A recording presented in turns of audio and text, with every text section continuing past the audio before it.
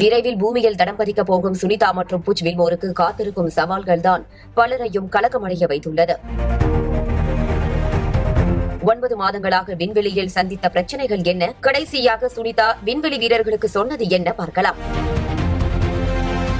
சர்வதேச விண்வெளி மையத்திற்குள் 9 மாதங்களாக சிக்கி தவித்து வரும் சுனிதா வில்லியம்ஸ் மற்றும் புஜ் வில்மோரை மீட்க விண்ணில் சீறி பாய்ந்தது ஸ்பேஸ் எக்ஸ் நிறுவனத்திற்கு சொந்தமான விண்கலம் ஒன்று. இந்த விண்கலம் சர்வதேச விண்வெளி மையத்திற்குள் நுழைந்ததை கண்ட புஜ் வில்மோர் விண்வெளி நிலையத்தின் ஹட்சை திறந்து அங்கிருக்கும் மணியை அடித்தார். இதனையடுத்து விண்வெளி வீரர்கள் ஒருவர் பின் ஒருவராக மிதந்து வந்தனர். இவர்களை கண்ட சுனிதா வில்லியம்ஸும் புஜ் வில்மோரும் சந்தோஷத்தில் கட்டிப்பிடித்து துள்ளி குதித்து மகிழ்ச்சியுடன் வரவேற்றனர். இந்த நாள் அற்புதமான நாள் என்றும் தனது நண்பர்களை பார்த்தது மகிழ்ச்சியாக இருக்கிறது எனவும் மகிழ்ச்சியுடன் தெரிவித்தார் சுனிதா வில்லியம்ஸ்.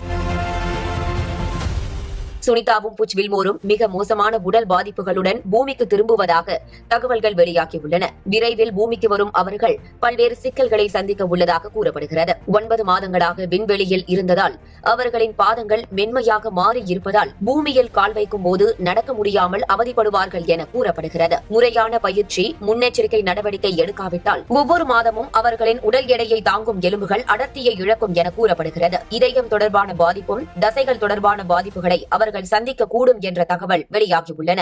அது மட்டுமின்றி கண் பார்வையிலும் சில பிரச்சனைகளை இருவரும் சந்திக்க கூடும் என விஞ்ஞானிகள் தெரிவிக்கின்றனர்.